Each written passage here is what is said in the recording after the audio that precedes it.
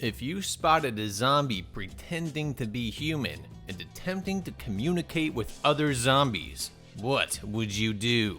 In this How to Beat video, I'm gonna break down the mistakes the human plebs and elites made, what you should do, and how to beat Big Daddy's hordes in Land of the Dead. During the end of days, a news reporter is still doing their job. Bodies of the recently dead are returning to life and attacking the living. It has been established that persons who have recently died have been returning to life and eating the flesh of the living. Every dead body that is not exterminated becomes one of them. It gets up and kills. The people it kills get up and kill. They kill for one reason. They kill for food. If this situation is allowed to continue, there will be nothing left. It's over, man. That sure does seem like a rapidly developing apocalypse. I can tell you, if I was a reporter, I am not clocking into the news station. I am getting the hell out of town. Actually, it doesn't seem so bad. What was that dude talking about? That a man had a heart attack and came at him like a spider monkey? These zombies' pants are falling down to their ankles and tripping on their own shoelaces. On that thought, you would think that starving, emaciating, decomposing zombies would all have their pants falling down to their ankles. I mean, they're not tying their waistband strings and tightening their belts. World War Z is just gonna be hordes of undead wearing whitey-tighties, barely able to shuffle with their pants at their feet. Anyway, Mike and Riley are scoping out the gas station, remarking that the zombies are almost pretending to be alive, and how the zombies are communicating with each other after the gas station attendant had spotted them. Well, it seemed like the gas station dude was the only one exhibiting any level of intelligence and attempted coordination with the other Zeds. An Alpha Z, if you will. Now, I've seen enough Alpha Zeds stirring up problems to know you need to nip them at the bud. Zero tolerance for smart zombies. Every Z should die, right? But any Z showing signs of learning, communication, coordination, or intelligence should be actively searched for and destroyed ASAP. After nearly smoking their buddy Sloth for looking like a zombie with his f***ed up face, Mike and Riley link up with the main band of survivors rolling through town in a massive up-armored, up-gunned semi-truck named Dead Reckoning. Bit of an understatement. This thing looks more like a World War I land battleship with mortars, MG gun ports, and turrets. Or that armored train in BF1. We are being reinforced with an armored train.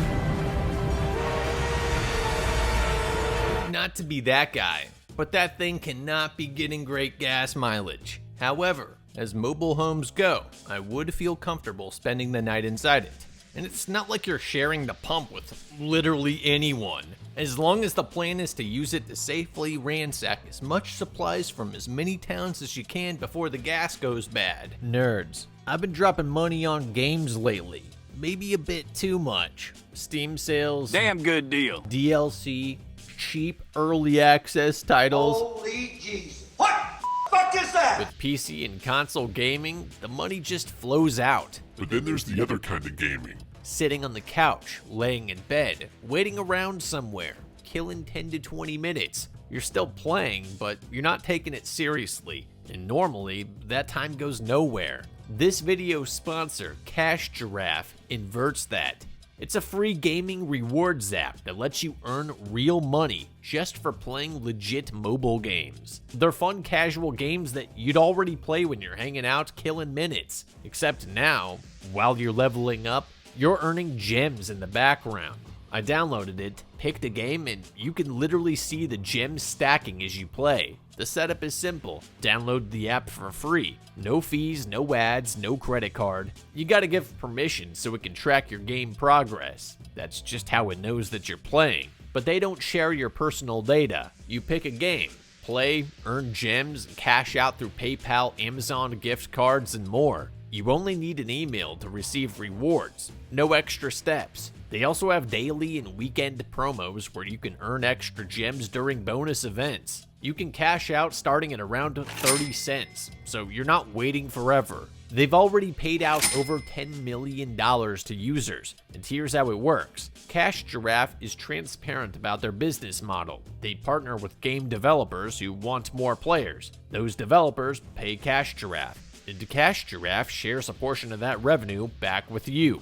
If you're already mobile gaming in your downtime, this is an easy way to recoup a little scratch that you can use to fund the next game that your friend wants to play for one time, or some necessities off Amazon. Use the link at the top of the description to download Cash Giraffe, get up to 3,999 gems to start, and start earning cash. Riley informs Cholo about his findings. The zombies are learning, communicating. God damn it, Sloth. We almost shot you again.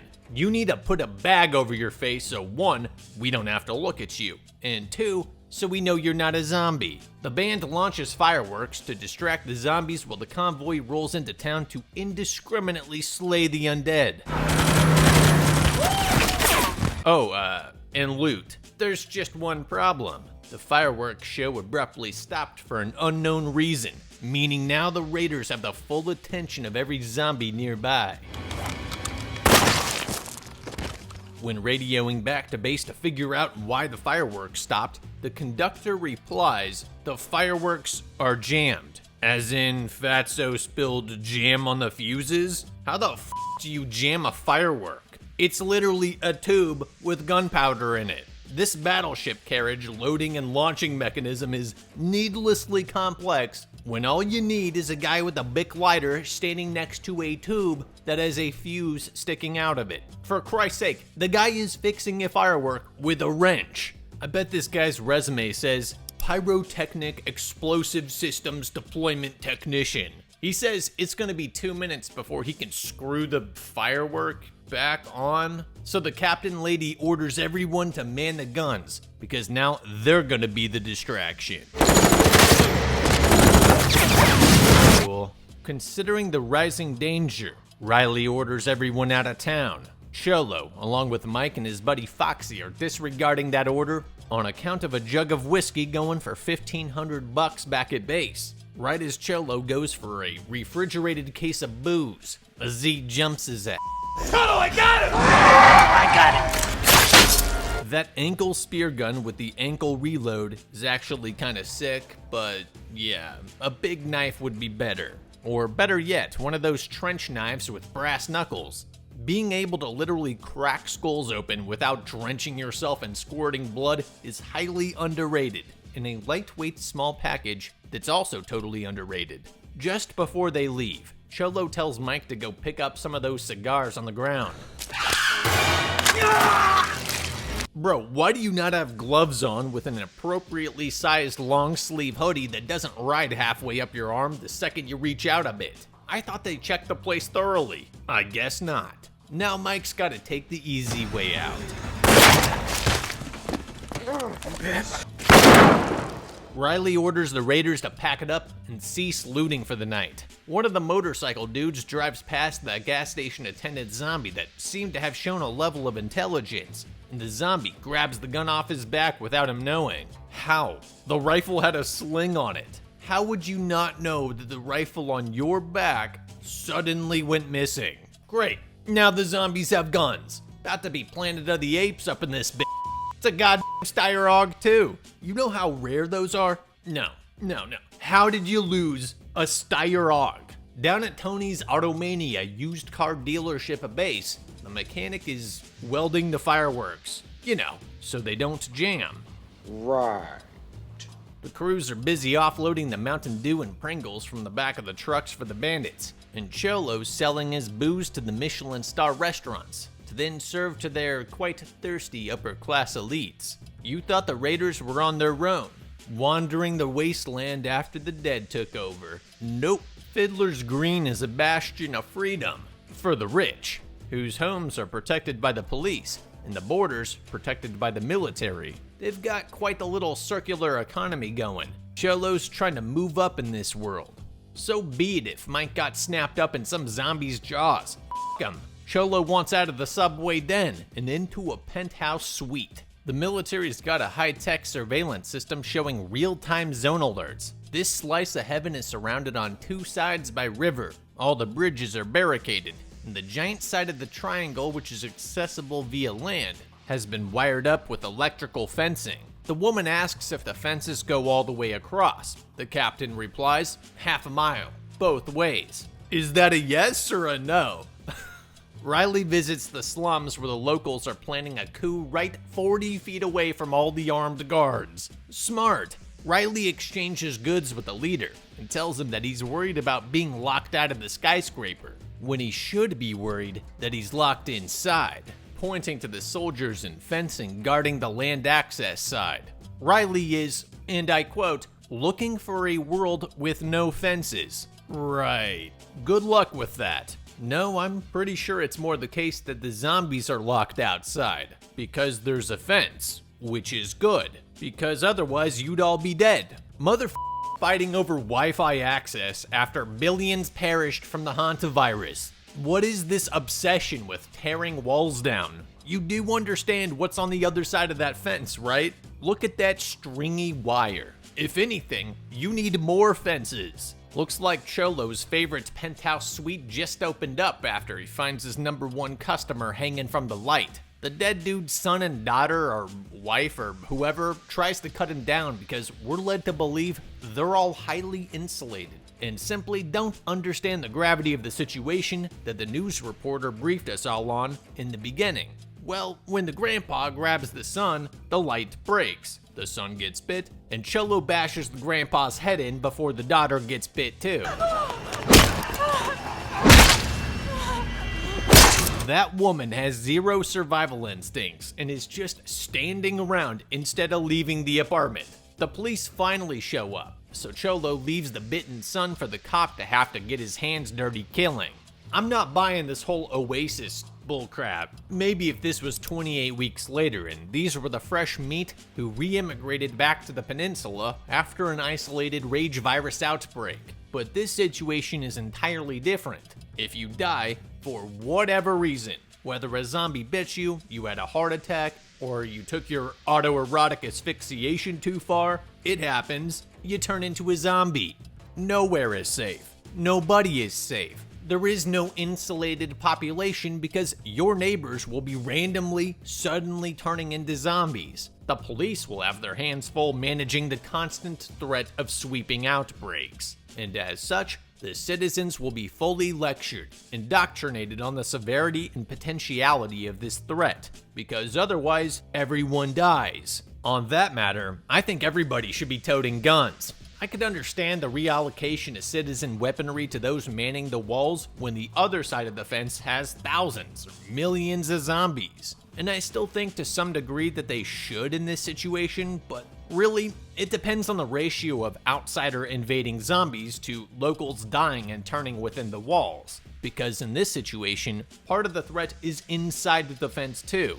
And considering the citizenry has no smartphones, radios, or walkie-talkies to really call 911 with, it'll be up to the closest living person to stop the threat. Always has been, I guess. As they say, police are only minutes away when zombies are seconds away. I would also think that you'd want everybody off the streets, in their own compartments, apartments. If there's no room, then put some fencing around the homeless and throw a blanket over the top. Strict curfews, because nighttime is the most dangerous, as it's harder to identify living from undead.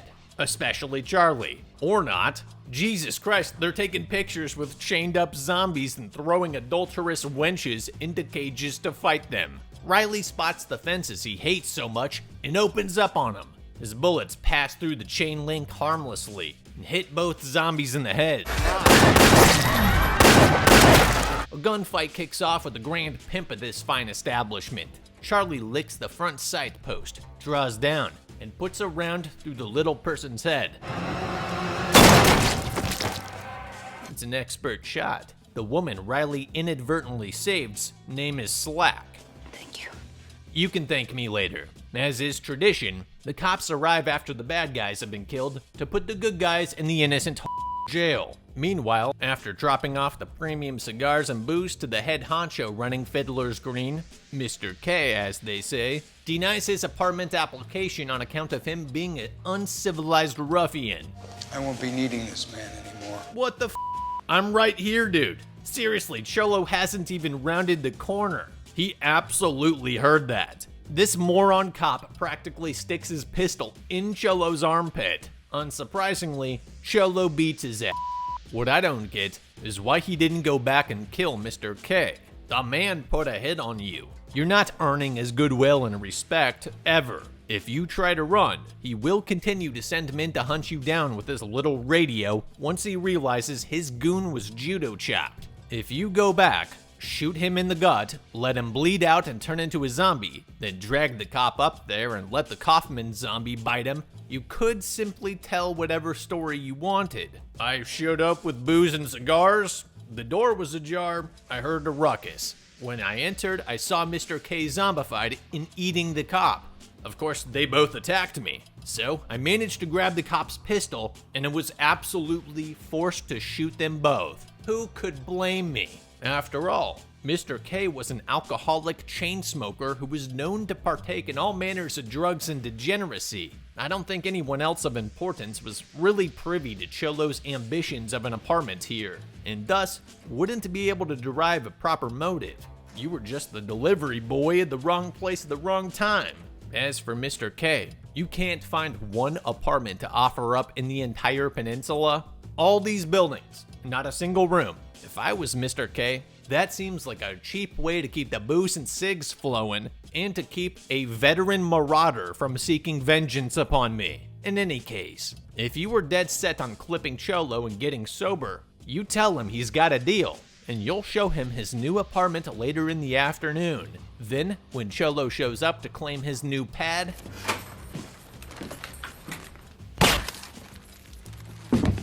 easy, discreet, no mess, no fuss. Cholo gathers his gang and tries to jack the dead reckoning with a forged signature. They're all interrupted by the guard screaming. Oh my god, zombies in a zombie apocalypse. Oh my god. I was gonna say how stupid it was for Big Daddy and his zombie followers to bum rush the front gate, but yeah, I mean, they're zombies.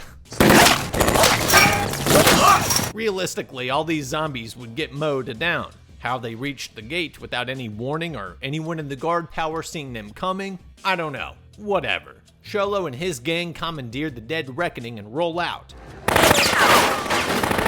At which point, he radios Mr. K to inform him he's got until midnight to drop off 2 million cold hard cash at the docks, or he's launching a salvo of missiles into that big beautiful skyscraper. I have no idea what the cash is for. There's nowhere to use it except Fiddler's Green, where you are very much unwelcome now. If Mr. K was intelligent at all, he would have left the tower given that he knows you have a rocket launcher aimed right at it. Destroying the tower as a message is an option, but then you have no cool skyscraper to live in.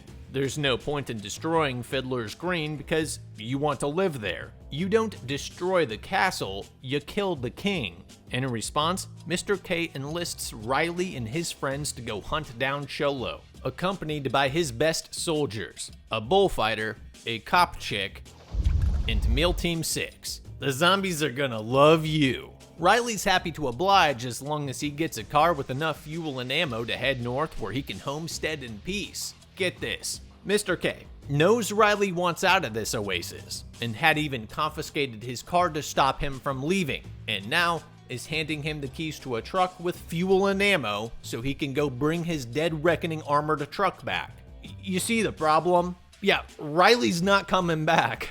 And those goons you sent with him, he will shoot them in the back the second he has an opportunity. I'm sorry, but this was never gonna work out in your favor. Outside, they find the complete carnage from the initial zombie invasion, and Charlie saves Slack's life. Talk about a money shot. You do realize you can just tell me, get down, there's a zombie behind you. And the time it took you to line up a shot and curve the bullet around my earlobe. And you do realize it's not just the bullet that comes out of the muzzle, but also hot high-pressure gas, burning gas, unburned powder particles, small bits of lead, copper jacket material, carbon residue, a whole lot of nasty that you blew directly into my eyeballs, you hole. Oh, and it's loud as hell. Nelson, cover this way. What's the matter with you? Huh? Wait. Oh, he's deaf. It's my fault. Then another zombie walks up behind Charlie. God damn. Okay, how about you both go back to back so that you both have clear sight lines and fire lines, and don't have to shoot past each other's heads. Holy hell. I know Charlie is slow because the fire melted half his brain, but the prostitute should really know better. I don't even get why they split up.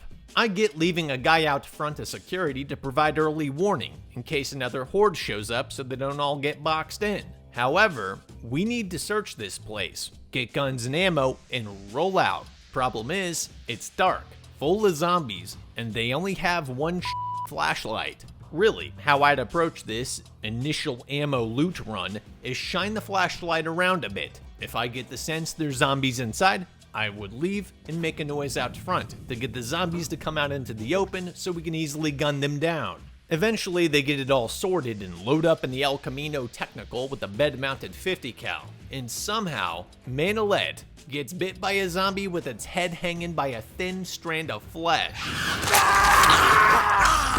Blows my mind how these people are getting snuck up on. Slack executes the man before he could say his goodbyes. This bitch is cold. They're trying to head off the Dead Reckoning's most likely destination. Meanwhile, the zombies, led by Big Daddy, are walking across the river towards the skyscraper. Wait, if the water was that shallow, why the hell was it unguarded? The Z's caught Fiddler's Green residents with their pants down too. Big Daddy's even teaching the other zombies how to shoot guns. Jesus, the zombie apocalypse is really getting out of hand. One of the soldiers tries to nade them, but Machete chops his arm off mid-swing.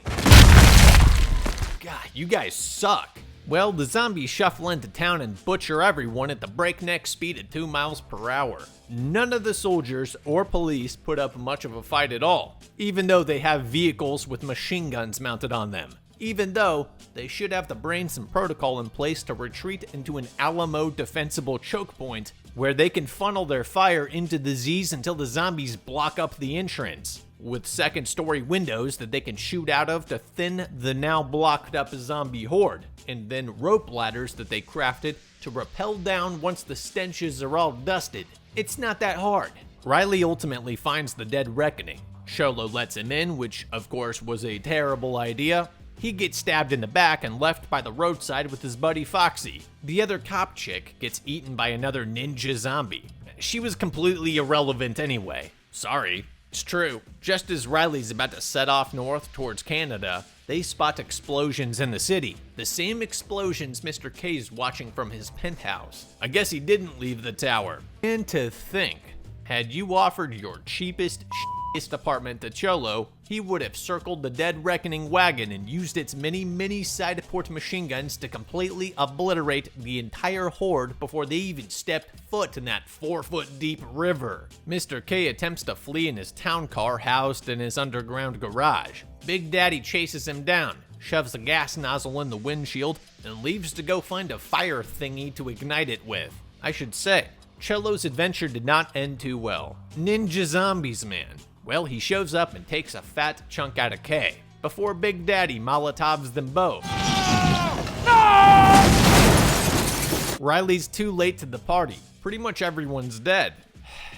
Then, he notices the fence. It's intact. It's live. Son of a. Riley orders the immediate destruction of the fence. The Dead Reckoning lets off a volley and turns it all to rubble. Thank God. Oh, look at that. The pores are still alive. How nice of the zombies flooding the entire city to walk past the little guys to eat the rich. That's such smart poetry. It's like ironic, man. Well, with all the rich people who were in no way innocent or undeserving of death dead, the poor hobos who never did a productive thing in their entire lives can now finally escape the confines of the heavily defended city to go live in a borderless, fenceless utopia amidst the zombie renaissance. Both Riley and Big Daddy catch eyes while simultaneously leaving the burning, destroyed last bastion of living, intelligent human beings on Earth. Pretty Boy asks if she should light them up. Riley puts his hand on her hand. No, they're trying to find a home, same as us. I would put a bullet in the back of Riley's head right after he said that. He's trying to find home, same as us? No, they're zombies. They eat people, people like us. This alpha zombie killed nearly every last human being alive in the city. That's something that you're chill with? Oh, but the humans killed the innocent zombies first. So the humans are really the bad guys. They're the real evil. Shut the f up. Humans can never coexist with zombies, right? I feel like I shouldn't have to say this. Especially not zombies that are learning. That simply cannot be allowed. You could really trace this existential attack on the last few remaining survivors to Riley's zombie pacifism back at the gas station in the beginning, when he first noticed a zombie attempting to communicate with other zombies. Had he done his civic duty and smoked Big Daddy, humanity might have had a shot at coming back, much like humans came back from the brink of an extinction during the last ice age. Now the last hope of sentience in the universe is down to a zombie lover, an AIDS-infected a mentally handicapped burn victim, some disease-ridden hobos, and a type 2 diabetic sumo wrestler. The only moonshot for humanity is that Pretty Boy seems healthy and sane. Maybe. And with that, Riley orders them to fire off the remaining fireworks because who needs valuable resources where they're going? It's not like there's no zombies where you're headed. Zombies that have no affiliation with Big Daddy, who will most likely be the garden variety that are everywhere, that are trying to kill you. Meaning you still need fireworks to continue distracting them so you can loot the local supermarket up north. Because I don't think anyone here knows how to garden.